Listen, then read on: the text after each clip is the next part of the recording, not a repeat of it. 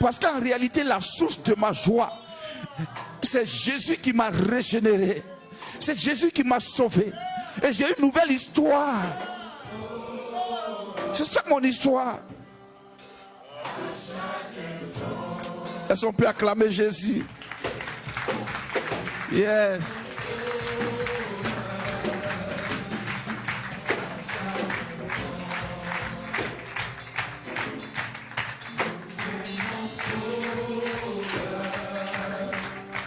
À chaque instant. Alléluia. Dis avec moi l'assurance. Nous allons prier pour la parole. Notre Père, nous te sommes reconnaissants ce matin. Ce jour, ce premier dimanche de 2021. Merci d'être avec nous, Seigneur. Merci ce matin de parler à nos cœurs. Merci pour la mission. Merci pour la force. Merci pour l'énergie. Merci pour les batailles déjà gagnées, Seigneur. Merci, Papa, pour les victoires que tu as gagnées pour nous. Nous te sommes infiniment reconnaissants. Prends le contrôle de toutes choses ce matin et que ton nom soit honoré au nom de Jésus. Amen. Alors, on peut s'asseoir s'il vous plaît. Excellence. Gloire à Dieu. Il faut dire je suis ambassadeur. Alléluia. Oh. Le thème c'est la mission. Dis avec moi la mission. Alors, la mission. On a vu le 31 là, être pour Dieu. Être pour Dieu. Et c'est le prolongement aussi de la mission. Et nous allons prendre 2 Corinthiens 5, verset 20.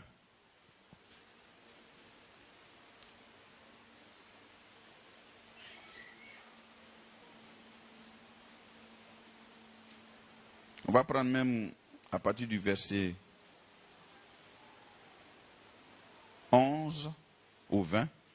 Connaissant donc la crainte du Seigneur, nous cherchons à convaincre les hommes. Dieu nous connaît. Et j'espère que dans vos consciences, vous nous connaissez aussi. Nous ne nous recommandons pas de nouveau nous-mêmes auprès de vous. Mais nous vous donnons occasion de vous glorifier à notre sujet, afin que vous puissiez répondre à ceux qui tirent gloire de ce qui est dans les apparences et non dans le cœur. En effet, si je suis hors de sens, c'est pour Dieu. Si je suis du bon sens, c'est pour vous. Car l'amour de Christ nous presse, parce que nous estimons que si un seul est mort pour tous, tous donc sont morts. Et qu'il est mort pour tous, afin que ceux qui vivent ne vivent plus pour eux-mêmes, mais pour celui qui est mort et ressuscité pour eux. On va souligner le verset 15. Amen. Ainsi, dès maintenant, nous ne connaissons personne selon la chair. Et si nous avons connu Christ selon la chair, maintenant, nous ne le connaissons plus de cette manière.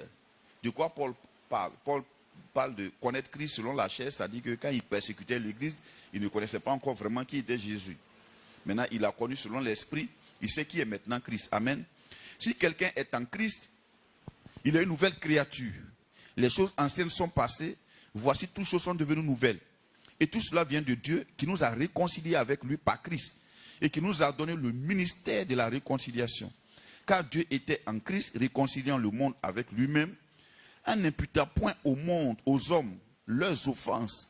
Et il a mis en nous la parole de la réconciliation. Nous faisons donc les fonctions d'ambassadeurs pour Christ, comme si Dieu exhortait par nous. Nous vous en supplions au nom de Christ, soyez réconciliés avec Dieu. Amen. Donc, je vais reprendre le verset 15. Et qu'il est mort pour tous, afin que ceux qui vivent ne vivent plus pour eux-mêmes, mais pour celui qui est mort et ressuscité pour eux. Amen. Verset 20. Nous faisons donc les fonctions d'ambassadeurs pour Christ, comme si Dieu exhortait par nous. Nous vous en supplions au nom de Christ, soyez réconciliés avec Dieu. Amen. Alors, donc, nous faisons fonction d'ambassadeur. Alors, qu'est-ce qu'un ambassadeur? On a vu la dernière fois que la mission, c'est une charge donnée à quelqu'un d'aller accomplir quelque chose, pouvoir accordé à quelqu'un pour accomplir quelque chose. But, tâche que l'on se donne à soi-même et que l'on considère comme un devoir. Amen. Alors, Paul dit, nous faisons donc fonction d'ambassadeur. Nous remplissons les fonctions d'ambassadeur. Un ambassadeur représente un gouvernement. Il représente un pays. Amen. Gloire à Dieu. Et c'est pas comment tu te voyais avant. Il faut dire, je suis un ambassadeur. Un ambassadeur a pour mission d'établir la politique de son pays dans son pays d'accueil. Amen. Un ambassadeur transporte l'autorité de son pays dans son pays d'accueil. Plus son pays est puissant, amen, plus il est puissant. Vous voyez un peu? La preuve, aujourd'hui, l'ambassadeur des États-Unis, même si nous on est fâchés, comment? Il y a des choses qu'on ne peut pas faire avec eux. Quand un Américain même pas dans la rue, il est en train de courir là. Toi-même, tu sais que mon frère, il y a des choses que tu ne peux pas faire avec lui. Parce que c'est un Américain. Et son ambassade est ici. Ça dit quand un seul Américain meurt dans un pays étranger, ils peuvent demander le sang d'au moins 1000 personnes. Et ils peuvent tuer 1000 personnes, puis il n'y a rien. Ça part quelque part. Parce que leur pays est fort. Amen. Un ambassadeur a une immunité diplomatique. Il a un passeport diplomatique. Jésus dit, rien ne pourra vous nuire. Je ne sais pas, est-ce que vous savez de quoi il parle là, Jésus? Il dit, rien ne pourra vous nuire. Je vous donne le pouvoir de marcher sur les serpents, sur les scorpions, sur toute la puissance de l'ennemi. Dis avec moi, toute la puissance de l'ennemi. Et rien ne pourra vous nuire. Bon. Un ambassadeur a un budget et un personnel, militaire et civil, qui l'accompagne. Amen. Les anges et le royaume de Dieu, le royaume céleste, est notre personnel. Amen. Nous parlons au Père. Le Père leur donne des ordres depuis le fond. Amen. Un ambassadeur ne se confond pas à la culture de son pays d'accueil. Un ambassadeur, quand il est dans un pays d'accueil là, c'est-à-dire, tu peux le voir peut-être à une cérémonie où il peut esquisser quelque part des danses, mais il ne se confondra jamais. Il ne deviendra jamais un Ivoirien parce qu'il a été ambassadeur du Japon ici. Jamais. On peut lui donner les kits là, mettre le chapeau sur sa tête, mais à l'instant, il l'enlève là. Il prend toujours sa nature de japonais, ou bien de chinois, ou bien d'américain. Un ambassadeur ne se confond pas à la culture de son pays d'accueil. Amen. Voilà pourquoi la Bible dit, ne vous conformez pas au siècle présent. Ne vivez pas selon le mode de ce siècle-là. Mais soyez transformés par le renouvellement de l'intelligence. Amen. Un ambassadeur fait la promotion de son pays. Il faut donc être au parfum, imprégné des réalités de son pays pour en faire la promotion. Un ambassadeur qui ignore les réalités de son pays, c'est quelqu'un qui va aller se fondre. Il ne pourra pas établir la fiche de poste de son poste en tant qu'ambassadeur. Amen. Un ambassadeur est nommé par le gouvernement de son pays. Son mandat dépend de son gouvernement. Or, nous, notre gouvernement, c'est un gouvernement, non seulement il est céleste, et puis il est éternel. Ce n'est pas un mandat de 5 ans. Pour dire que si jamais ça change, c'est un mandat éternel. Donc on est nommé à vie. Il faut dire je suis ambassadeur. C'est tout. Amen. Un ambassadeur reste en contact avec son pays d'origine. S'il perd le contact, il se met en danger. Vous voyez, quand il y a les crises, on sait exactement où habite chaque Américain. Quand on dit on vient chercher nos ressortissants là, ils savent exactement où habite chaque Américain. Souvent même d'autres même là, ils portent les montres. Quand il est dans la rue là, son gouvernement sait où il est à l'instant. Vous voyez, il y a les montres électroniques que les gens portent là. Souvent là, c'est des puces dedans. On sait où il est. Si jamais il y a bonbon, on sait où il est. Vous allez voir, un hélico va venir le prendre. Et lui seul, il va laisser tout un peuple. C'est arrivé à un de nos frères ici. Les Français, ils sont venus le chercher. On dit, monsieur, monte en partie. Il dit, non, ma maman. On dit, ta maman n'est pas française. Il faut monter en partie. Il dit, il ne va pas. Mais ils ne sont pas venus chercher ta famille. C'est toi qui es leur ressortissant. Amen. Voilà. Donc, un ambassadeur, il doit être en contact avec son pays d'origine. Nous ne sommes pas un consul. Et souvent, on veut nous pousser à être des consuls. Mais nous ne sommes pas des consuls. Un consul, c'est qui? C'est un agent diplomatique chargé par un gouvernement de la défense des intérêts de ses nationaux et des diverses fonctions administratives dans un pays étranger. C'est-à-dire, lui, il est là pour établir les 4 consulaires. Il est là pour voir voilà, les histoires de visa. Si le visa est expiré, on va au consulat. Tu vois, c'est les tâches, c'est les fonctions administratives. Il fait quoi? Mais un ambassadeur, dis avec moi ambassadeur. On dit représentant permanent d'un État auprès d'un État étranger. C'est-à-dire il représente tout l'État. Dis avec moi ambassadeur. C'est pourquoi je vous dis, notre manière de prier là doit changer. Tu es un ambassadeur. Est-ce que tu sais que tu transportes le gouvernement céleste, le royaume céleste? On dit le plus élevé dans la hiérarchie diplomatique. Voilà pourquoi on nous appelle quoi? Excellence. Dis avec moi excellence. Voilà. Fais comme ça, il faut dire excellence. Voilà. Maintenant, dis ton nom, tu dis excellence. Excellence Michel. Voilà. Son excellence. Voilà. Tu vois? En fait, dans le protocole là, quand on doit dire le nom d'un président, on dit son excellence, monsieur le président de la République. Si on n'a pas mis son excellence, c'est une erreur protocolaire. Donc quand on fait les discours là, on dit bon, quand tu arrives sur lui là, si c'est un ministre d'État, on dit son excellence. Si c'est un ministre, on dit monsieur le ministre. Parce que excellence ne peut pas se confondre avec un préfet. On dit monsieur le préfet. On ne dit pas excellent monsieur le préfet. Quand c'est un député, on dit honorable. Parce que c'est le représentant du peuple. Le maire, on dit monsieur le maire. Dis-moi excellence. Alléluia. Donc nous sommes ambassadeurs pour Christ. Comprenez ça, vissez ça, et vous allez voir que vous allez dormir tranquille. Parce que quand tu ne comprends pas qui tu es, il y a un gros problème. Je prends un exemple simple. Dans le royaume, Paul, il a commencé à travailler. Pourtant, c'était un gros pécheur que Dieu a sauvé. La Bible, Paul dit, quand celui qui est mort pour moi s'est révélé à moi, je n'ai consulté ni la chair ni le sang, je suis parti en même temps évangéliser. Parce que Jésus a dit aller partout. Donc, les miracles là nous accompagnent quand nous partons. Les miracles ne sont pas dans l'église. Dans l'église, sont les dons spirituels. Paul est parti et les gens ont vu comment il travaillait. Donc, il y a 7 gars, on les appelle les 7 filles de Séva. Eux aussi, ils se sont levés, ils ont commencé à attraper quelqu'un pour l'exorciser. Ils sont venus, ils ont dit, bon, viens, c'était un fou. Au nom de Jésus que Paul prêche. Au nom de Jésus que Paul prêche, sors. La Bible dit,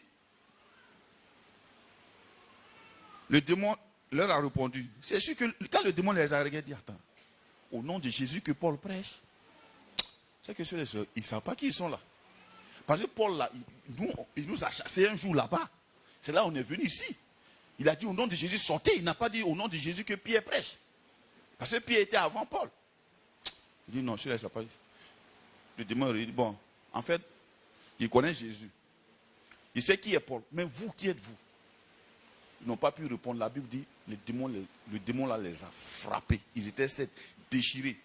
Et ils ont changé de nature. De fous que lui, il était, il a fait d'eux aussi des fous. Ils sont sortis dans des haillons en train de courir nus. Donc, ils sont devenus fous aussi comme lui. Pourquoi? Le démon n'a pas dit, est-ce que vous priez fort? Il dit, qui êtes-vous? Who are you? Qu'est-ce que tu penses que tu es? Qui es-tu? Qui crois-tu que tu es? Qui sais-tu que tu es? Si tu es enfant de Dieu, ou bien tu es enfant de cafards. Tu es enfant de Dieu, non? Mon fils, tu es enfant de Dieu, non? Non, je ne t'entends pas. Tu es enfant de Dieu, non? Ah.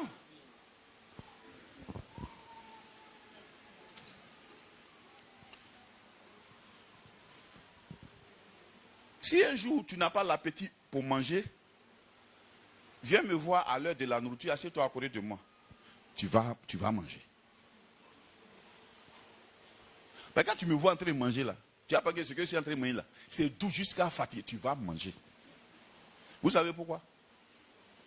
Parce qu'en fait, le goût là, c'est moi qui mets ça dedans. Je dis, tu peux venir me trouver en train de manger une banane braisée. Mais tu vas manger la banane. Tu vas penser que ce n'est pas banane. Tu vas penser qu'il y a quelque chose d'autre qu'on a mis dedans. Parce que je suis enfant de Dieu. Il y a un vieux père pasteur qui a dit, il dit, le riche, il mange ce qu'il veut.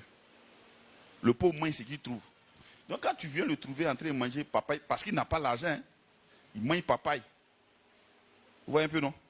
Quand tu demandes, mais le vieux, il y a quoi? Mais pourquoi tu manges papaye? Il dit non, aujourd'hui je veux manger papaye. Parce que le riche, il mange ce qu'il veut.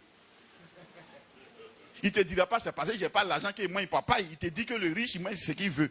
Donc ça là, c'est ça que j'ai envie de manger aujourd'hui. Parce qu'il n'a pas envie de confesser même le fait de dire que je n'ai pas l'argent. Je ne sais pas si vous comprenez.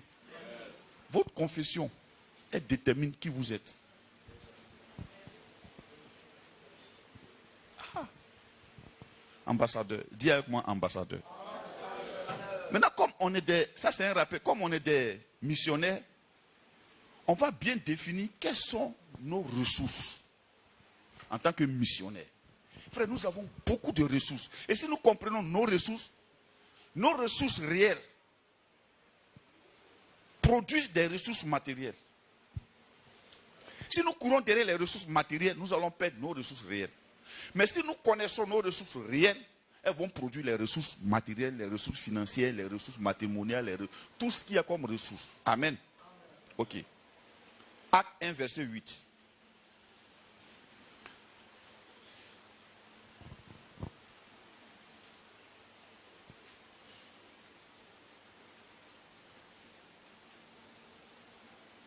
On peut commencer à partir du verset 1. Amen. Alors, je lis, Théophile, j'ai parlé dans mon premier livre de tout ce que Jésus a commencé de faire et d'enseigner dès le commencement, jusqu'au jour où il fut enlevé au ciel, après avoir donné ses ordres par le Saint-Esprit aux apôtres qu'il avait choisis. Après qu'il eut souffert, il leur apparut vivant et leur en donnant plusieurs preuves, se montrant à eux pendant 40 jours et parlant des choses qui concernent le royaume de Dieu. Comme il se trouvait avec eux, il leur recommanda de ne pas s'éloigner de Jérusalem, mais d'attendre ce que le Père avait promis. Ce que je vous ai annoncé, leur dit-il. Car Jean a baptisé d'eau, mais vous, dans peu de jours, vous serez baptisés du Saint-Esprit. Alors les apôtres réunis lui demandaient, Seigneur, est-ce en ce jour que tu rétabliras le royaume d'Israël? Il leur répondit, ce n'est pas à vous de connaître les temps ou les moments que le Père a fixés de sa propre autorité. Mais vous recevrez une puissance. Le Saint-Esprit survenant sur vous, et vous serez mes témoins à Jérusalem, dans toute la Judée, dans la Samarie, et jusqu'aux extrémités de la terre. Amen. En fait, Jésus leur avait confié la mission de gagner le monde entier. Quand ils partaient, ils étaient 120. Son église qu'il a laissée sur la terre, c'était 120 personnes. Amen. Dis avec moi 120 personnes. Le grand Jésus qui a ressuscité Lazare, qui a ressuscité la fille de Jairus, qui a guéri Bartimée, qui a guéri des lépreux. L'église qui lui est restée fidèle dans tout Israël, c'était 120 personnes. C'est pourquoi saignez les reins de votre entendement.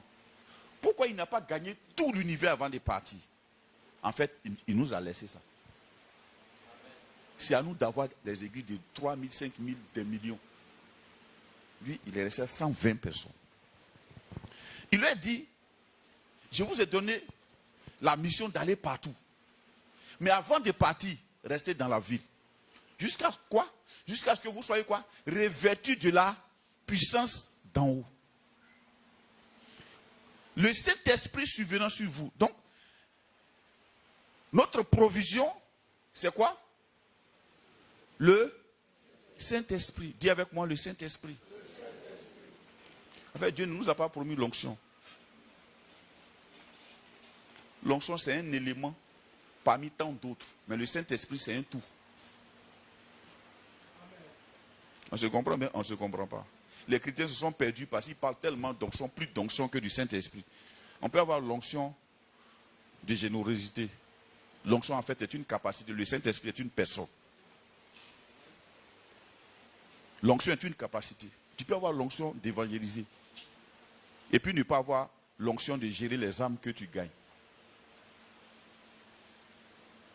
Tu peux avoir l'onction de prêcher à l'église et puis ne pas avoir l'onction d'éduquer les gens à qui tu prêches. Mais le Saint-Esprit n'est pas l'onction. Et c'est le Saint-Esprit qui nous a été promis. Donc, notre première provision, c'est le Saint-Esprit. Dis avec moi le Saint-Esprit. Et il a dit, je dirais même plutôt le baptême dans le Saint-Esprit. Il dit, restez là jusqu'à ce que vous soyez baptisés du Saint-Esprit. Ils avaient déjà le Saint-Esprit dans leur cœur. Ça, c'est pour être sauvé.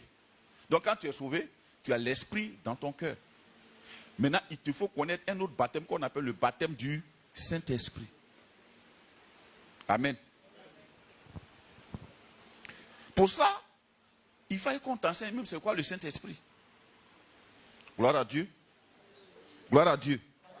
Donc, il y a le fait d'être baptisé, d'être sauvé. Donc, on a le Saint-Esprit. Parce que la Bible dit la promesse est pour vous. Hein? Il dit, acte 2, verset 38. Pierre leur dit, repentez-vous et que chacun de vous soit baptisé au nom de Jésus-Christ pour le pardon de vos péchés et vous recevrez le don du Saint-Esprit. Donc là, c'est le don du Saint-Esprit. Il dit, vous recevrez le don du Saint-Esprit. Donc quand tu t'es repenti, tu as reçu Jésus, il te donne le don du Saint-Esprit. Amen. Maintenant, le baptême du Saint-Esprit, le fait d'être rempli du Saint-Esprit, c'est une autre chose. Donc les disciples ont entendu dans la chambre haute. Ils étaient là en train de prier. Prier, ils demandaient quoi? Qu'est-ce qu'ils demandaient dans leur prière? Frère, il faut que nous perdions de vue les choses terrestres pour saisir les choses spirituelles. Tant que les choses terrestres sont plus réelles à notre entendement, les choses spirituelles s'évaporent. Je ne sais pas si vous comprenez. Je ne dis pas que les choses terrestres ne sont pas importantes. C'est ce que les gens ont enseigné. Voilà pourquoi les chrétiens sont beaucoup pauvres. Les choses terrestres sont très importantes. La Bible dit l'argent répond à tout. Quand tu vas au marché, là, on ne parle pas langue pour acheter, manger. Amen. Quand tu rentres à Sokosé, là-bas même, là, tu ne diminues pas. Le prix est affiché, tu prends. Qu'est-ce que tu as pris, tu as mis dans ton panier à laquelle tu as payé. Ce n'est pas parler en langue. Amen. Maintenant, quand tu as le Saint-Esprit produit toutes ces choses. Et ces choses-là, tu es identifié en tant qu'enfant de Dieu. Et puis les choses-là, elles te suivent. Tu ne les recherches pas et puis elles te suivent. Pour ceux qui ont connu le miracle financier, ils peuvent comprendre ce que j'ai dit là. Quelquefois même, c'est ce à quoi tu n'as pas pensé. C'est au moment où tu es rentré dans le repos de Dieu, tu as dit, bon, attends même, on dirait moi, mais il fait mal. Tu t'intéresses à Dieu, boum, ça vient. Boum, boum, boum. Mais plus tu t'intéresses à ça, plus ça te fuit.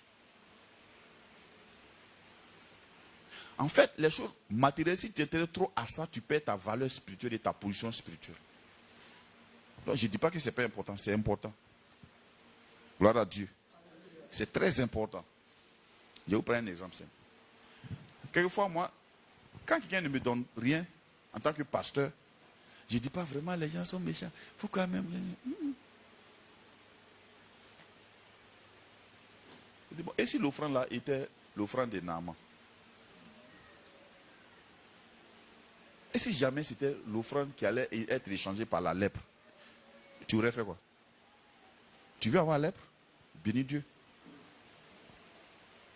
Vous voyez un peu? Vous comprenez la manière de raisonner là? Amen. Donc, vous recevrez Une puissance. Le Saint-Esprit survenant sur vous. Le Saint-Esprit n'est pas la puissance, mais quand le Saint-Esprit nous remplit, il produit en nous la puissance de Dieu. Pourquoi? Pour porter la mission. Parce que le monde, pour que quelqu'un dise non au monde, il faut un miracle. Il faut une puissance. Il faut un miracle. Alléluia. Il faut une puissance. Pour qu'une fille dise non au monde, pour dire oui à Dieu, ce n'est pas la morale. Son papa lui a donné conseil. Elle n'a pas pu le laisser. Ce n'est pas toi. Sa maman lui a donné conseil. Il n'a pas pu laisser la drogue ni la cigarette. Ce n'est pas toi. Il y a une seule personne. La Bible dit l'esprit convainc de péché. C'est-à-dire c'est l'esprit seul qui dit à l'esprit de l'homme que ça là c'est péché. Sinon, chercher femme c'est une force pour un jeune homme. Il va te dire je suis hier. Mais moi j'ai fini les petits du quartier. Mais quand le Saint-Esprit vient, que tu parles par le Saint-Esprit, il se répand, il commence à pleurer. Il commence à se voir malheureux. De glorieux qui se voyait, il commence à se voir comme un homme, l'homme le plus malheureux. Sinon, avant ça, il va te dire que le chanvre indien, ça ouvre l'esprit. Il va te dire, je suis dans la science. Dans la haute science. Amen. Je suis dans la haute science. Il va te dire, toi, tu ne comprends pas. Il y a des professeurs à l'université qui se battent. Vous pensez qu'ils ne sont pas intelligents? Ce n'est pas la morale qu'il faut. Il faut la puissance du Saint-Esprit. Donc notre provision, c'est la puissance du Saint-Esprit. On a besoin d'argent, oui. Mais notre puissance qui va agir quand les moyens sont là et puis on va, c'est la puissance du Saint-Esprit. Amen. Alors, on va prendre acte 2.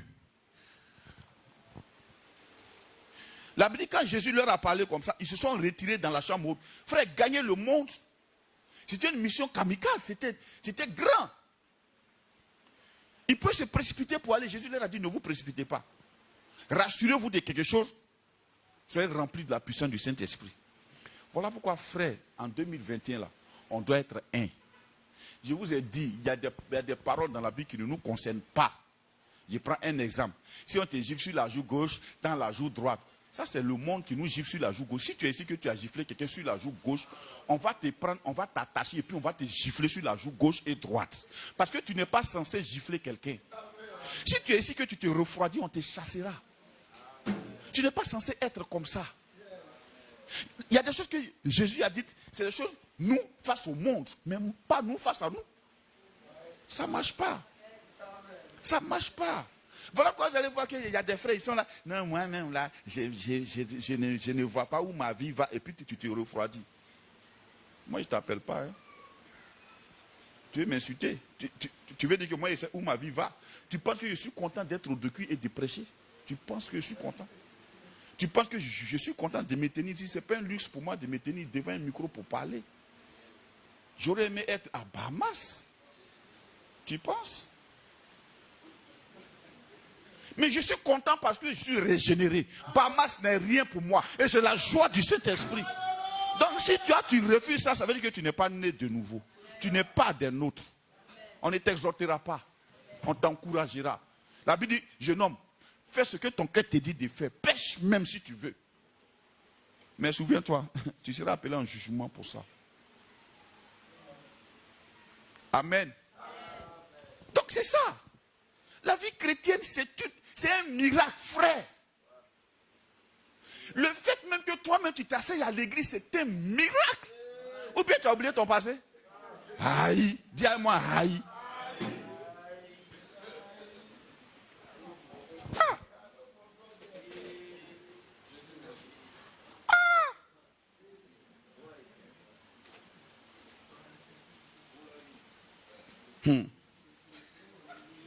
Ah. Acte 2, verset 1 à verset 46, là-bas vous allez lire à la maison, mais j'ai essayé de parler dessus. La Bible dit le jour de la Pentecôte, ça dit que ce n'est pas eux qui ont choisi ce jour-là, ils étaient déjà dans la chambre haute et la Pentecôte est venue les trouver. Voilà pourquoi nous ne sommes pas des pentecôtistes. Nous sommes des chrétiens. Parce que c'est les gens qui ont dit, nous sommes pentecôtistes parce que le Saint-Esprit a rempli les premiers disciples là, le jour de la Pentecôte. Mais la Pentecôte est une fête juive qui se fêtait chaque jour. D'accord? L'église n'est pas née avec la Pentecôte. L'église est née un jour où les gens fêtaient la Pentecôte. Amen. Donc ils étaient tous ensemble dans le même lieu. C'était un jour de fête. C'est-à-dire toute la ville était en ébullition. Mais eux, ils s'étaient retirés. Donc le chrétien déjà, c'est celui qui est mis à part. Ils sont dans la chambre haute. Quel était leur sujet de prière? Jésus, tu as promis. Tu as promis quoi? Qui? Le Saint-Esprit. Ils n'étaient pas en train de prier pour beaucoup d'argent, Non, le Saint-Esprit. Parce que je vais vous expliquer. Le Saint-Esprit et l'argent. Un jour. Comment est-ce que le roi Agrippa appelle Paul pour dire, parle-moi de Jésus. Un roi. Ah. Quand tu as le Saint-Esprit, tu es agréable aux gens. Les gens viennent te voir pour des solutions. Ce n'est pas du jeu. Les gens même veulent te marier. Quand tu as le Saint-Esprit, on veut t'épouser. Je vous dis, tu cherches le Saint-Esprit. En fait, c'est toi, tu vas trier. Non, lui là, bon. Non, c'est là.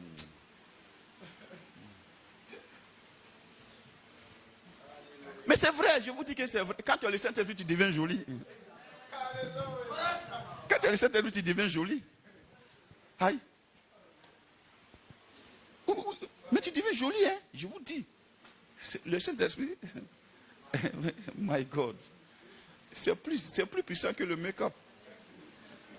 Quand tu finis de parler en langue, les bras rakata, rabayando bosekete, la puissance de Dieu t'envahit et tes cellules sont régénérées.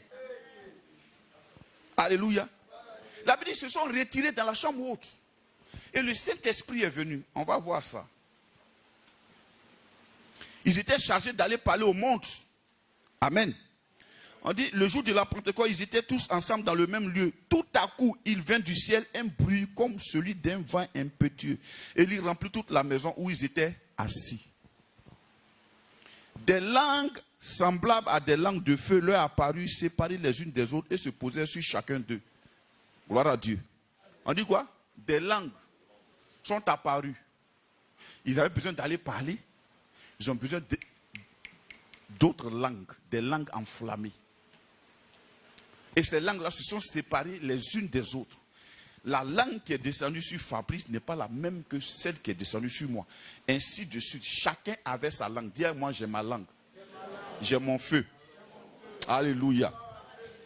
Mais ce sont des langues et des feux mis ensemble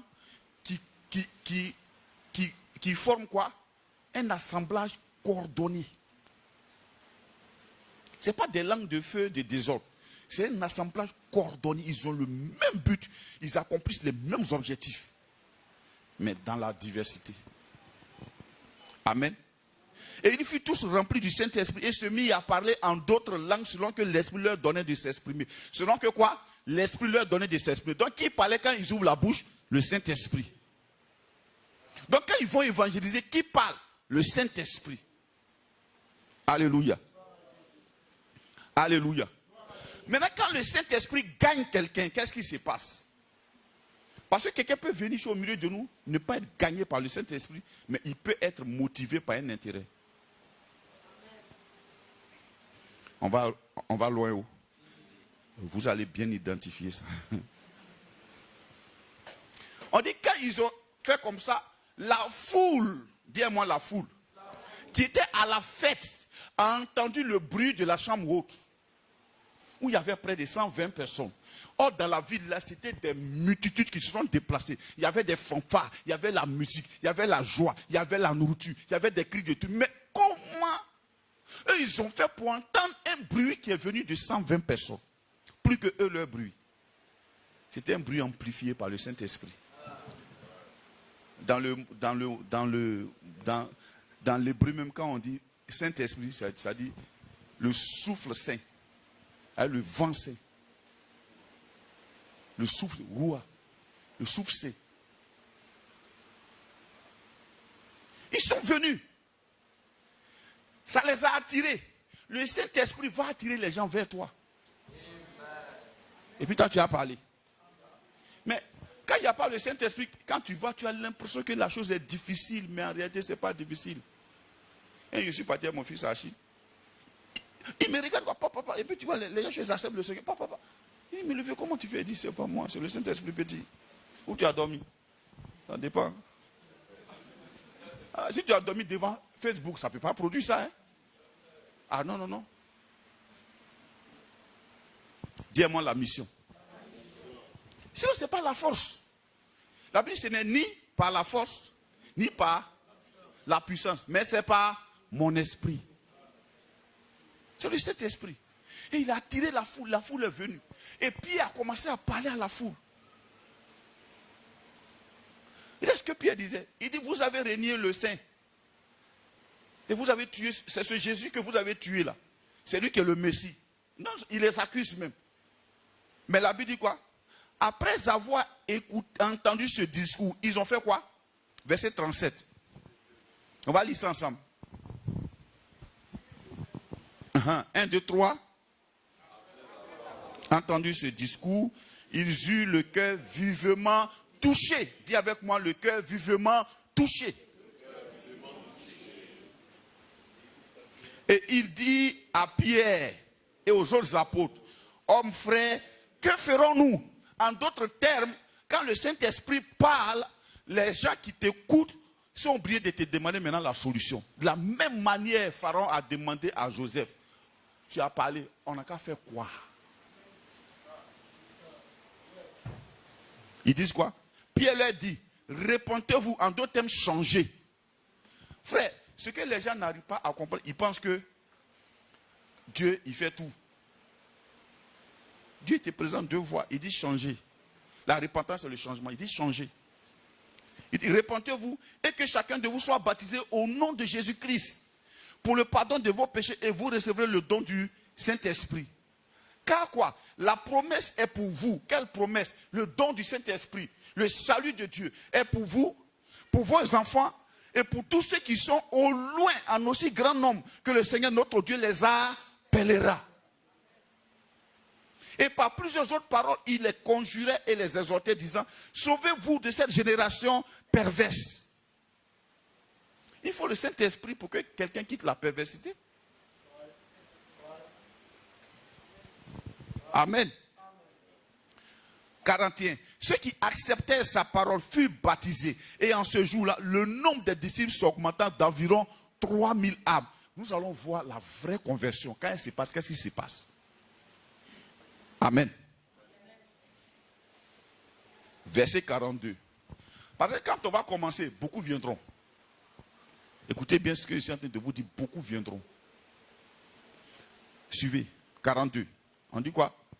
Ceux qui sont venus.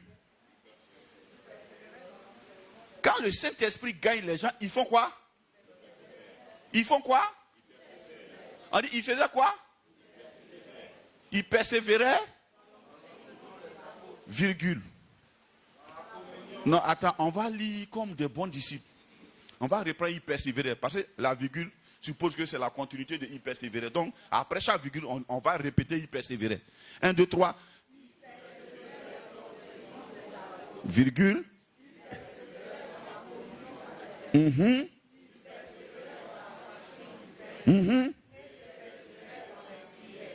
Première des choses dans lesquelles ils ont persévéré, c'est dans quoi? L'enseignement des apôtres. Ils avaient l'oreille à la bouche des apôtres. Parce que la conversion du Saint-Esprit est réelle. Ce qui les conduit, quand quelqu'un est touché par le Saint-Esprit, il a un appétit vorace des Écritures. Il a envie de se faire enseigner.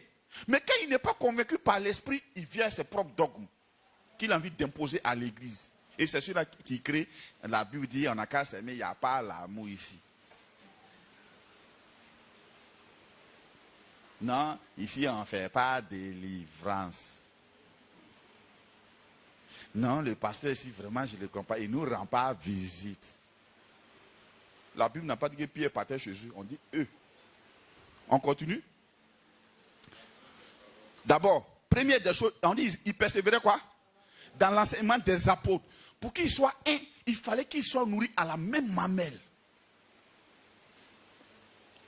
Deuxièmement, dans la communion fraternelle. La communion fraternelle, c'est quoi? Le fait de s'identifier comme des frères et de partager les Écritures entre eux.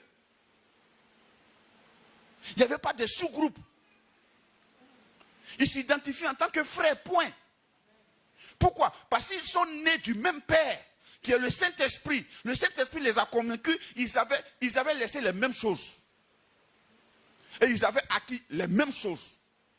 Le monde avait perdu sa valeur à leurs yeux et Dieu avait toute leur attention. Amen. Dans la fraction du pain, là, c'est le partage, la Sainte Seine, les choses comme ça. Et quoi? Dans les prières. Vous allez voir que l'enseignement vient avant les prières. Quelqu'un qui n'est pas enseigné, tu vas prier comment? Ce matin, on a enseigné quoi? Sur la prière efficace d'un chrétien. Le chrétien, il ne commande pas, il ne casse. Non, non, non. Jean 11, 41, Jésus dit, je te rends grâce de ce que tu m'as déjà exaucé. Parce que je sais que tu m'exauces toujours. Je suis un autre modèle. Quand nous prions, nous disons, je te rends grâce de ce que ce miracle est déjà là. On ne le voit pas. Et puis on dit, je te dis merci parce que ce miracle est déjà là. Je te dis merci parce que ce frère est converti. Je te dis merci parce que Yopougon est déjà gagné. Je te dis merci parce que ta puissance a commencé à faire le mouvement. Je te dis merci parce qu'avant que je ne me lève, l'Esprit de Dieu est déjà en action à Yopougon. L'Esprit de Dieu est déjà en action à Cocody. L'Esprit de Dieu est déjà en action à Daloa, à Boaké, à Koroko. Je te rends grâce. Ce n'est pas nous qui soulevons le Saint-Esprit. Il est déjà en action. Mais si quelqu'un n'a pas été enseigné comme ça, il serait là en train de casser. En train de... Il vient, non, moi-même je ne comprends pas. Toi l'exaucé, dis-moi je suis l'exaucé. C'est toi tu ne comprends pas. Comment? Si toi tu ne comprends pas, qui n'a qu'à comprendre? Qui doit comprendre? Amen. C'est pourquoi ne pleurez pas pour certaines choses que vous avez déjà. Satan dit à Jésus, ordonne que les pieds là deviennent pain. Comment tu peux dire au pain de vie de devenir pain? Jésus dit, je suis le pain de vie. Et puis Satan vient dire, toi il faut devenir pain, tu as mangé. Le pain de... Satan va te convaincre de chercher les choses que tu as déjà. Et quelqu'un comme ça, tu ne peux pas l'encourager. Tu vas parler à l'instant, il va dire, oui, j'ai compris. Oh, c'est bon. Quand il va aller, le lendemain, il va venir. Non, moi-même, là, j'ai fait un rêve là. Vraiment, j'ai vu qu'on m'a attaqué dans le rêve. Ce que j'ai vu là, j'ai vu des bœufs. J'ai vu vraiment des lions me poursuivre. Or, la Bible dit, devant le trône de Dieu, il y a des êtres là. Car la sécurité privée de Dieu, sécurité rapprochée de Dieu, il y a des êtres là. Une face là, c'est lion. L'autre face, c'est l'homme. L'autre face, c'est bœuf. L'autre face, je ne sais pas c'est quoi encore. Aigle. Bon, si tu as vu un être comme ça, là tu te réveilles, c'est le dernier cri de témoin. C'est la garde rapprochée de Dieu. Tu viens de voir. Tu viens de traverser le trône de Dieu sans savoir, mais toi tu as peur. Il persévérait dans l'enseignement des apôtres. L'enseignement des apôtres a créé en eux la fraternité vraie. Et cette fraternité les a poussés à partager le pain. Et ça a créé une réunion autour de toutes ces choses-là dans la prière, dans les prières, les différentes prières. Ils étaient maintenant des hommes engagés par le Saint-Esprit dans la prière. Mais ça a commencé par l'enseignement des apôtres. Quand on dit l'enseignement des apôtres, là, ça veut dire quoi? Ça veut dire l'enseignement des leaders visibles. Les apôtres étaient là, eux ils étaient là. Ils n'avaient pas un apôtre virtuel.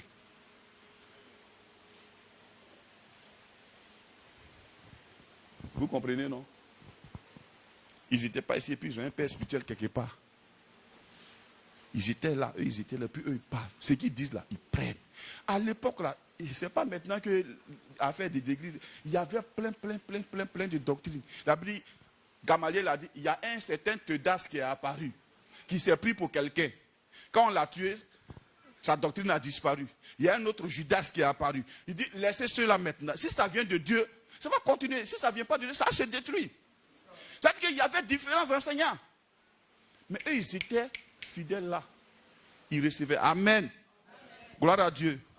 Si tu as sommeil un peu, tiens-toi debout. Parce que le sommeil, voilà. Tu te tiens debout un peu. Donc, le premier élément, pour une conversion vraie, ça attire vers la parole de Dieu. Amen. Ça t'attire vers la parole de Dieu. Ça t'attire vers la parole de Dieu. Alléluia. Gloire à Dieu. Dis avec moi, gloire à Jésus.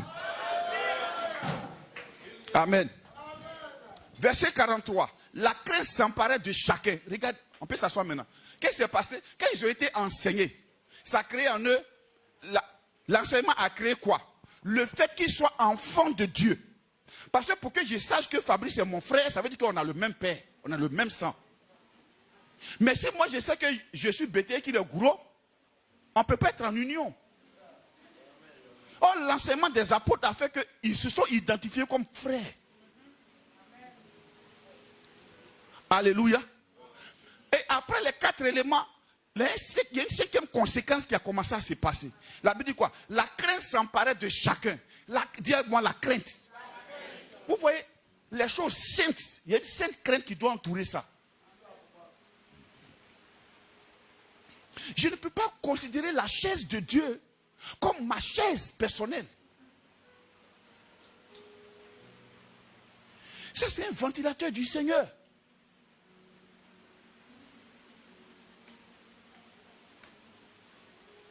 Je ne peux pas m'asseoir ici et puis mettre ma natte ici, ma femme et moi, après un repos sabbatique là. La crainte a commencé à s'emparer de chacun d'eux. Ils ont commencé à dire, ah vraiment, Dieu est là. Tu sais, quand Dieu est présent, il y a une crainte qui vient. Pour ceux qui ont vu Dieu. Sinon, Dieu était là, dans le désert. Quand Moïse faisait comme ça, Dieu était présent. Mais quand même, les endurcis, et ils s'en foutent de la présence de Dieu. Il y a un, pendant que Moïse est en train de parler, il est parti prendre quand même une prostituée pour venir rentrer dans la tente. Il y en a qui n'ont aucun respect des choses de Dieu. On n'a pas besoin de t'enseigner de respecter ton pasteur. Ça ne s'enseigne pas. Si toi, on doit t'enseigner à respecter ton père, dites-moi, qu'est-ce qui se passe? Est-ce qu'il y a une école où on va pour dire, respecte ton papa? Non. Quand ton papa arrive, ça doit créer la crainte.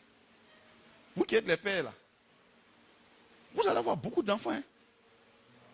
Tu sais, quand un enfant commence à jouer les oreilles en la présence de son père a commencé à mépriser qui il est, qui lui-même il est.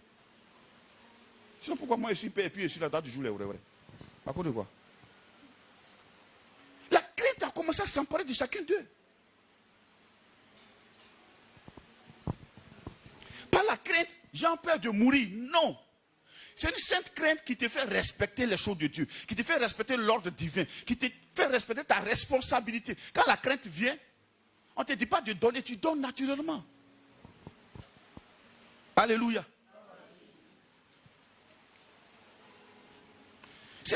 Je ne sais pas, mais c'est naturel. La crainte s'emparait de chacun d'eux.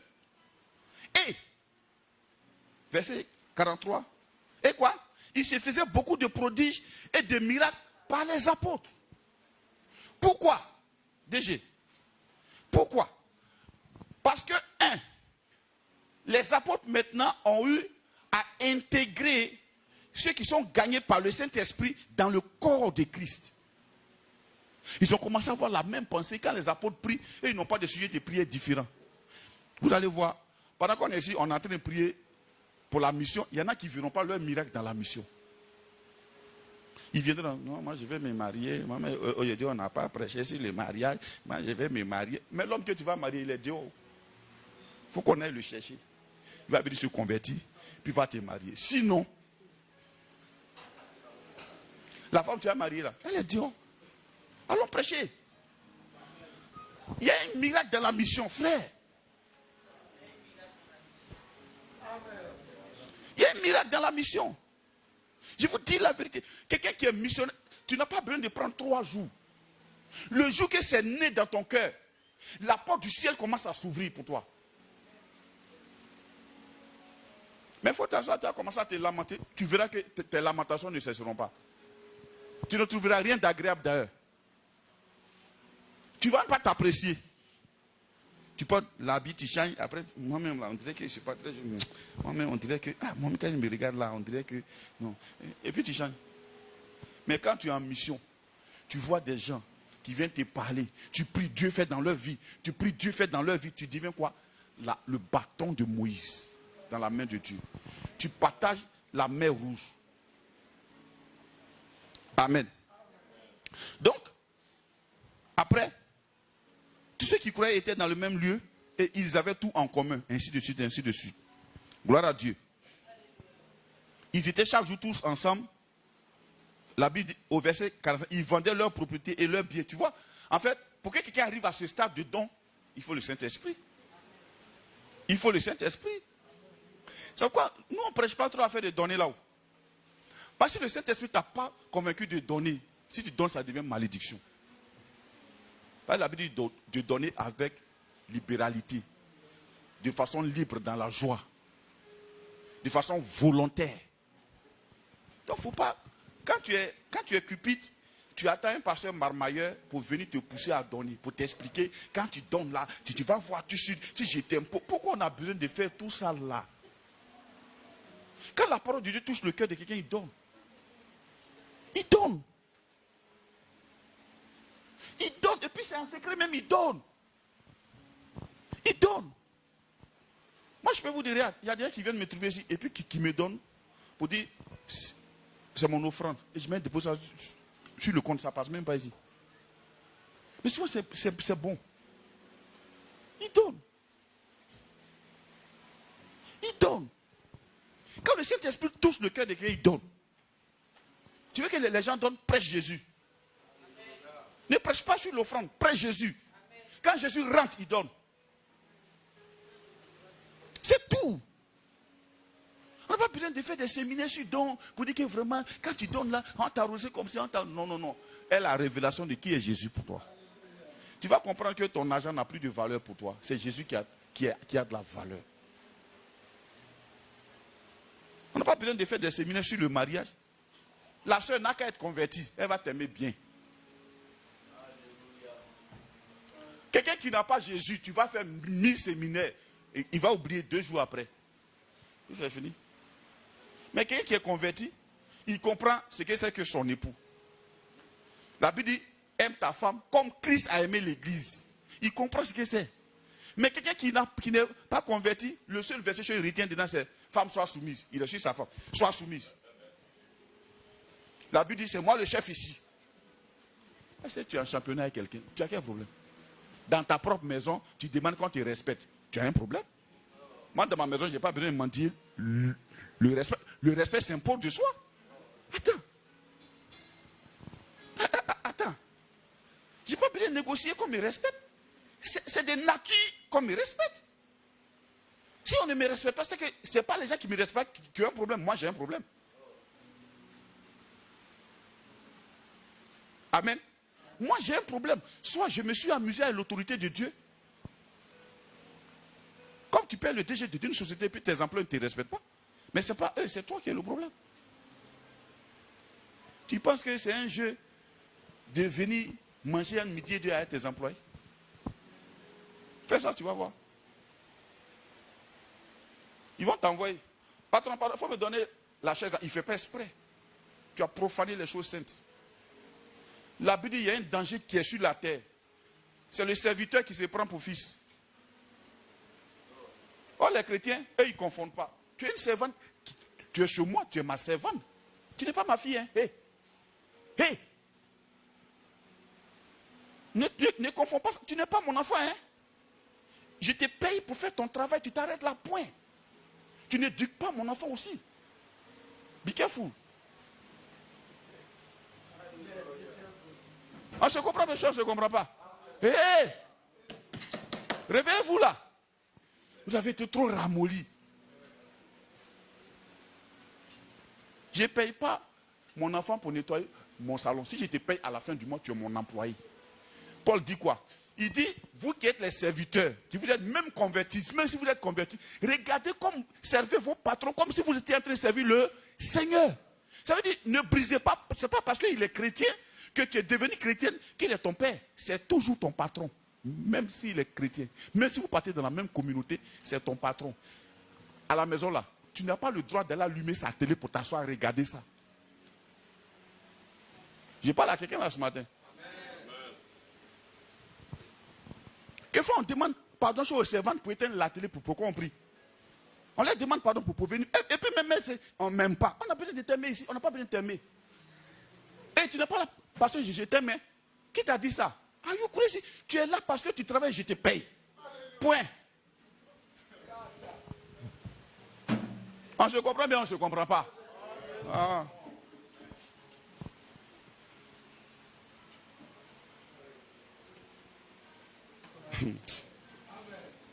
Demandez, il y a un de mes collaborateurs qui est là. Quand tu es chrétien, où je travaille là, quand tu es chrétien, si tu viens chez en retard, il a dit couper son salaire. Ah, monsieur, même, tu es pasteur, non? Il a dit oui, c'est parce que je suis pasteur. Tu es chrétien, non? Tu n'es pas censé venir en retard. Couper son salaire. Pourquoi toi, tu es chrétien? Tu vas donner la permission aux païens de se comporter légèrement. C'est toi qui as sorti ta tête. J'ai dit renvoie-le. Et puis tu vas voir que la crainte s'empare. Tu penses que c'est la société de quelqu'un, c'est ça? Moi, j'ai venu faire Ndaya. C'est la société de quelqu'un qu'on m'a confié en gestion. Ce n'est pas pour moi. Si c'est pour toi, fais ce que tu veux pour toi. Mais c'est pour quelqu'un. Et si tu es chrétien, même ta société là, c'est pour Jésus. C'est pour Jésus. Ne fais pas là-bas ce que tu veux. Ta maison, c'est pour Jésus. Moi, j'ai reçu chez une servante ici. On sonne. Et puis, elle est assise dans mon salon et puis elle écrit. On sonne. Et je suis allé ouvrir. Quand je suis venu, je suis monté. Il dit, dis à ta chose là de partir, pardon. Dis à ta chose là de partir. Elle est partie. Tu travailles pour moi, on sonne. Moi, je dois aller ouvrir le portail. Et tu es assis dans mon salon. On sonne.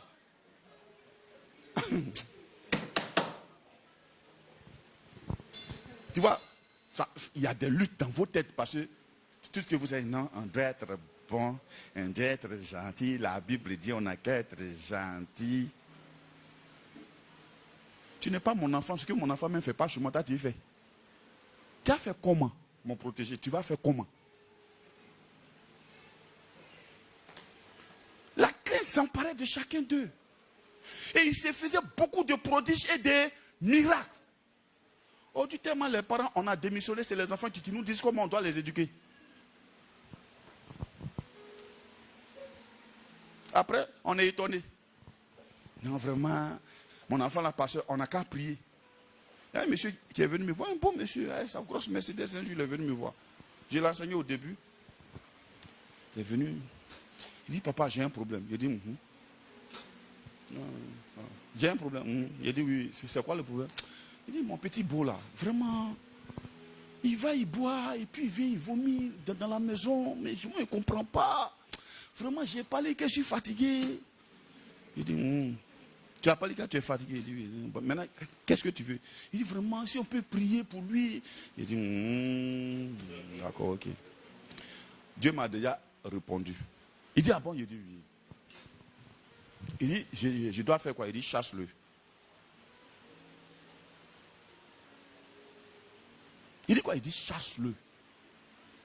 Tant que tu ne le chasses pas, je ne t'enseigne plus. Chasse-le. Non. Qu'est-ce que ces beaux vont dire? Moi, je suis chrétien. Tu vas boire, tu sautes ma clôture, tu tombes dans ma maison et tu vomis dans mon salon. Et ma servante vient nettoyer ça. Tu es le petit frère de ma femme. Il dit cet évangile-là, montre-moi ça dans Luc, dans Matthieu, montre-moi, il faut me montrer. C'est comme ça les chrétiens prennent leurs responsabilités pour attribuer ça à Satan. Quand ils disent non, c'est Satan. Non, on n'a qu'à prier pour ça. Non, tu as ta responsabilité.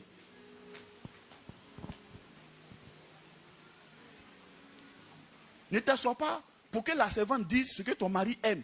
Le jour que tu es madame, tu es assis là, puis la servante prend l'initiative de préparer parce qu'elle sait que papa aime ça net là. Renvoie là. Elle est en train de prendre ta place. Aou, aou, aou, aou. Bon, d'accord. Alléluia. La crainte s'emparait de chacun. Il y a des choses saintes. Dans l'église, il y a des choses saintes. Donc notre ressource, c'est quoi? Le Saint-Esprit. Résumons pour ne pas nous perdre. Ce que Dieu nous a donné comme ressource, c'est le Saint-Esprit. Donc étudions d'abord le Saint-Esprit. Chacun de vous, en cette année, si vous pouvez lire le livre des Actes des apôtres. Moi, je dirais plutôt Actes du Saint-Esprit par les apôtres. Actes des apôtres. Pour comprendre comment eux, ils travaillaient. La Bible dit, Onésime était chez Philémon. C'était son serviteur, il volait là-bas. Pourquoi Onésime n'a pas changé? Parce que Philémon, il est chrétien. Pour lui, Dieu dit, pardonnez quoi. Onésime est chez lui, ils font cellule. C'est un frère en crise, vraiment, et il vole. Un jour, il a fait un cassa et il est parti. Où il est arrivé, il pense que où il est arrivé là, c'est chez Philémon. Là-bas, il a fait un cassa, on l'a tiré, on l'a mis en prison. Et à cette époque, Paul était en prison aussi. Pour l'évangile, pas parce qu'il a volé. Et puis, il tombe dans la même cellule que Paul lui-même. Quand il est sorti là, il est sorti en homme libre. Mais pourquoi il ne s'est pas converti dans la maison de Philémon?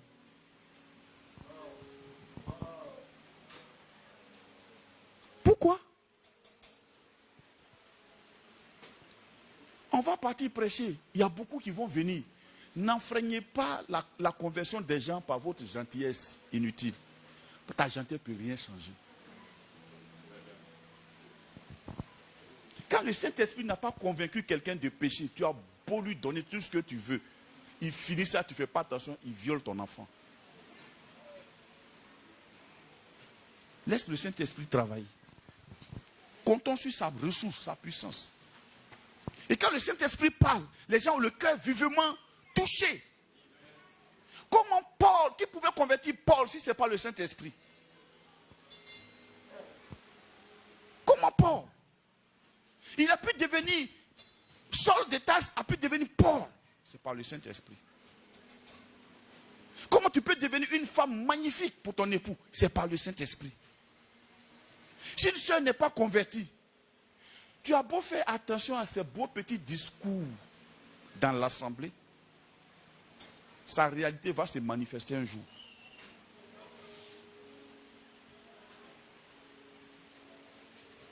Donc, on a besoin du Saint-Esprit, pas d'un séminaire. On a besoin du Saint-Esprit. Pas d'un séminaire sur le mariage, un séminaire sur... Si cet homme-là n'a pas changé, n'a pas été changé par le Saint-Esprit, il sera toujours ce qu'il est. Dis-moi le Saint-Esprit. Maintenant, le Saint-Esprit, là, on le désire. Comment les gens ont fait pour être baptisés du Saint-Esprit? Ils étaient ouverts. Dis-moi ouverts. Si tu as des appréhensions, tu as des crochets dans ta tête par rapport au Saint-Esprit, il ne viendra pas chez toi. C'est un gentleman. Il ne force personne. Je prends un exemple. Il y a des gens qui disent, bon, tu sais, le parler en langue, bon, c'est quelque chose. Moi-même, j'ai dit ça avant. Je dis, mais est-ce qu'on oublie de parler en langue? Ricoto, ça fait un peu amusant là. Tu es un nouveau chrétien. Et un jour, j'ai lu le livre de Béni, quand le Saint-Esprit est rentré dans sa chambre. Ce jour, j'ai pris 3 jours de jeûne sec. Je me suis enfermé. Il dit, j'ai besoin de ça. Premier jour, c'est pas venu. Deuxième jour, c'est pas venu. Troisième jour, j'ai prié, j'ai commencé à parler en langue. J'ai commencé à parler en langue. Commencé à parler en langue. Depuis ce jour, ça y est là. Tu ne peux pas recevoir de Dieu ce que tu ne désires pas. Quand on vient prier et qu'on est en train de prier, j'ai l'assurance. Et tes yeux sont ouverts en train de regarder quel est le talon de la soeur là. C'est comment chose. Elle est habillée. Le pasteur même il fait comment.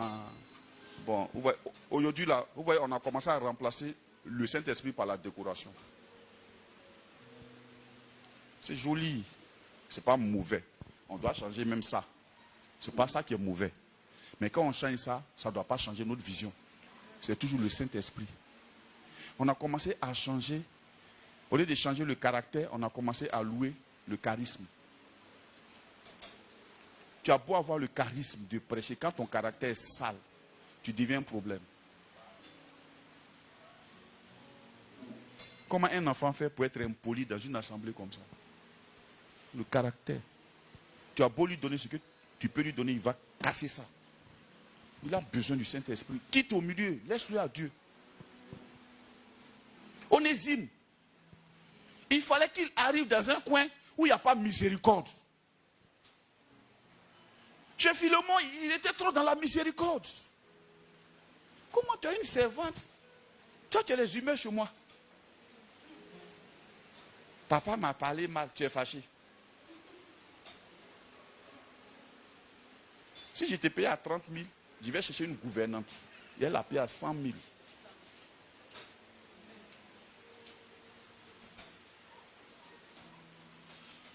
À cause de quoi?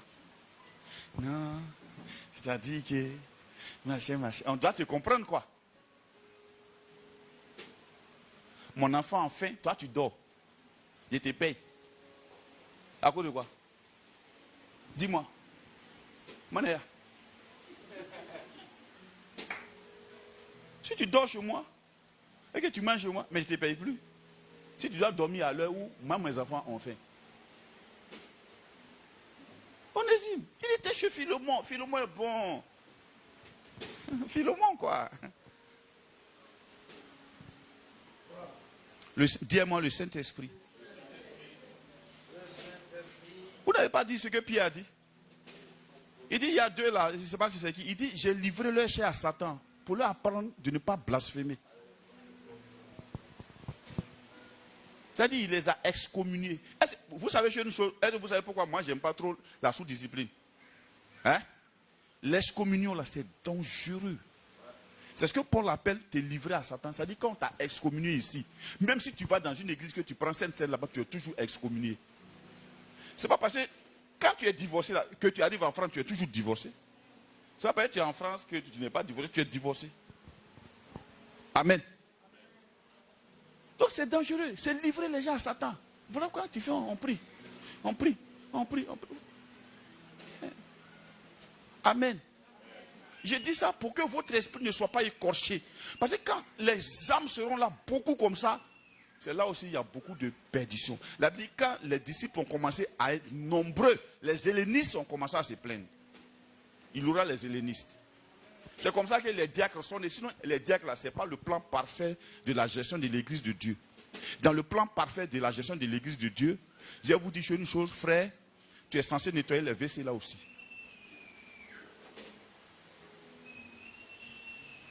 Combien de personnes, il y a des nouvelles personnes qui arrivent, qu'on veut déplacer, qui se braquent.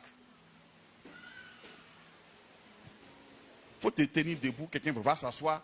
Tu es de la maison, non? Lui, il est nouveau. Il va s'asseoir. Non, pourquoi on me déplace? Hein? Tu es censé nettoyer les toilettes. Moi, je suis censé placer les gens. Je suis censé placer les chaises. Je suis censé... C'est pas à moi, c'est pas moi qu'on doit installer. 2021, ça sera comme ça. Qui est d'ADS? C'est-à-dire, dès que tu t'assois net là, tu es prédisposé à dire, comme on doit gagner les âmes, même s'il n'y a pas chaise, moi, je vais m'arrêter pour faire mon culte.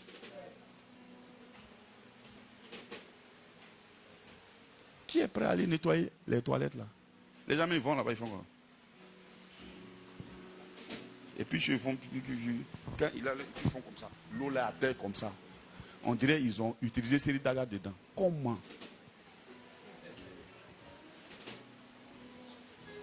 Nous voulons te glorifier. Juste ça, je suis en France. Vous voyez un peu, non? Donc, c'est ça. Les hellénistes sont venus, ils ont dit, nos veuves sont négligées dans le partage qui s'est fait. Comment vous avez fait, messieurs, pour quantifier ce que vos veuves ont en main? C'est là, Pierre a dit, il n'est pas bon que nous, on serve aux tables. Vous-même, hellénistes, partagez. Nous, on va s'occuper de la parole de Dieu. Quand quelqu'un n'est pas converti par le Saint-Esprit, il devient un problème pour l'église. Il est juste un compagnon. Mais ce n'est pas quelqu'un que l'époux qui est Christ a marié. Le jour que nous sommes nés de nouveau, nous avons une alliance avec le Saint-Esprit, avec Jésus, Christ. Ça veut dire Christ à moi l'espérance de la gloire. Vous savez ce que c'est que la grandeur? C'est quand on te méprise et puis après on comprend que tu es grand. Vous avez eu le monsieur qui a rendu son témoignage le 31 là. Si tu le crois, tu as dit oh. Mais quand il a commencé à parler, tu as vu que non seulement il est chrétien, mais il est grand. La grandeur, ce n'est pas le fait que... Non, ce n'est pas ça. La grandeur, c'est que tu es grand. L'humilité, tu es grand et puis tu descends pour servir les autres. Servons les gens, servons l'église. Soyons les premiers, dès qu'une nouvelle personne entre, parce qu'on peut aller évangéliser. On va se tuer à la tâche là-bas et puis toi, tu vas les chasser. Pourquoi? Parce que je suis habitué à m'asseoir ici.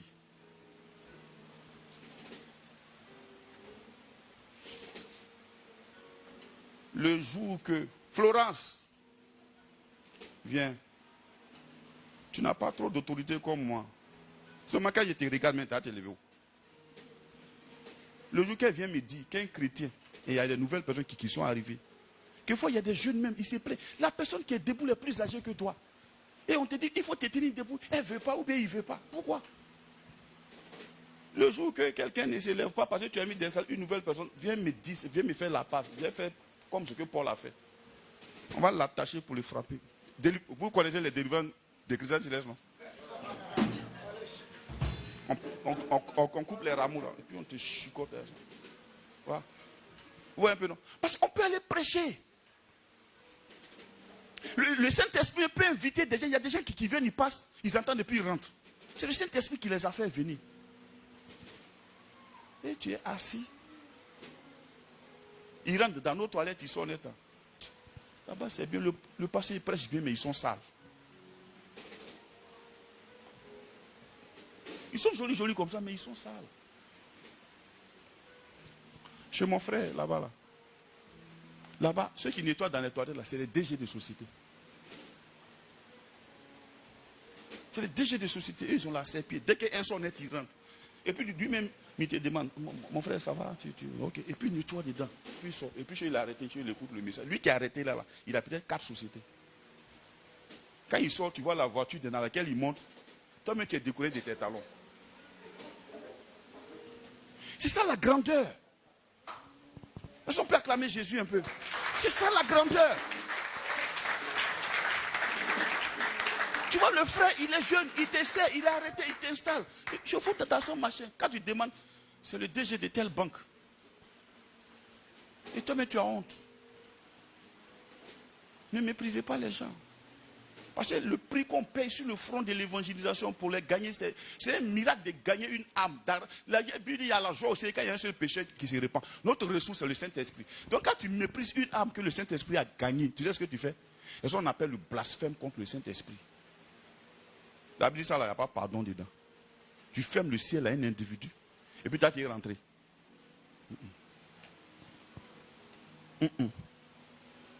Tu as fermé le ciel à quelqu'un. Et puis toi, tu veux rentrer. Dieu dit non. Donc pendant qu'on y est, travaillons sur notre caractère. Ici est grand. Parce que je suis disciple de Jésus, je peux me mettre au coin là-bas, m'arrêter, écouter le message pendant que 50 personnes sont assises, 50 autres personnes peuvent être debout. Pourquoi pas? Pourquoi pas?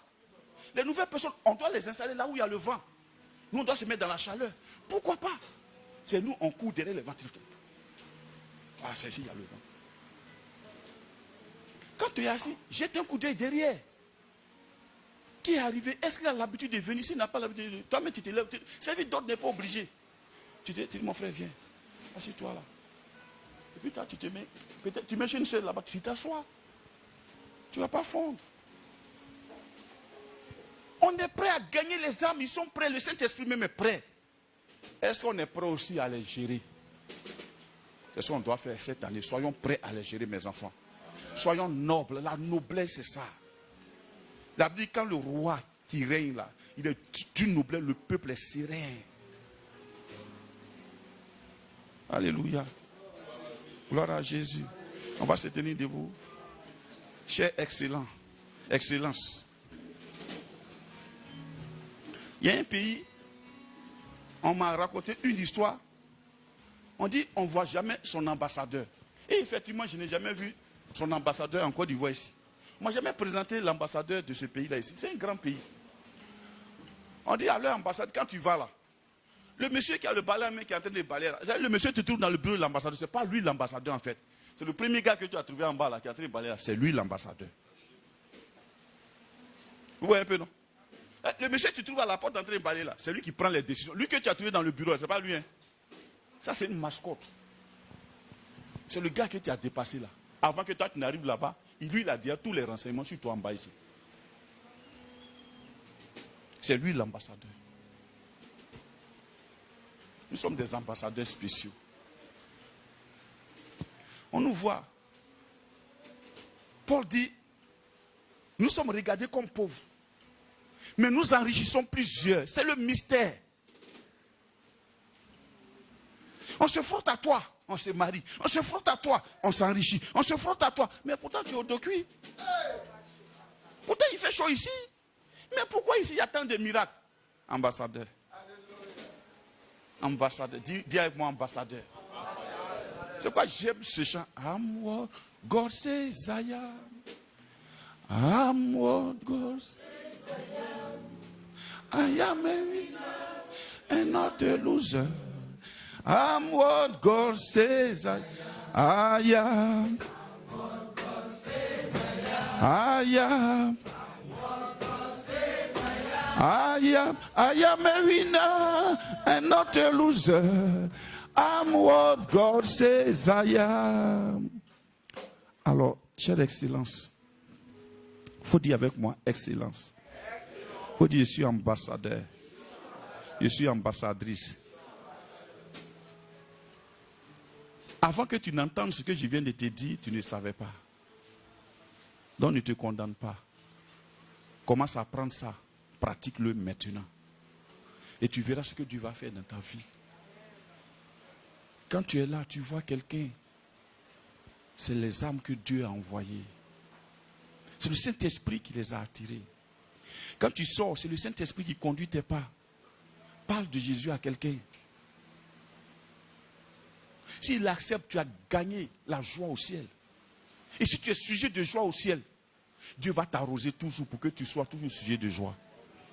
C'est le mystère. À la maison chez toi, sois un ambassadeur.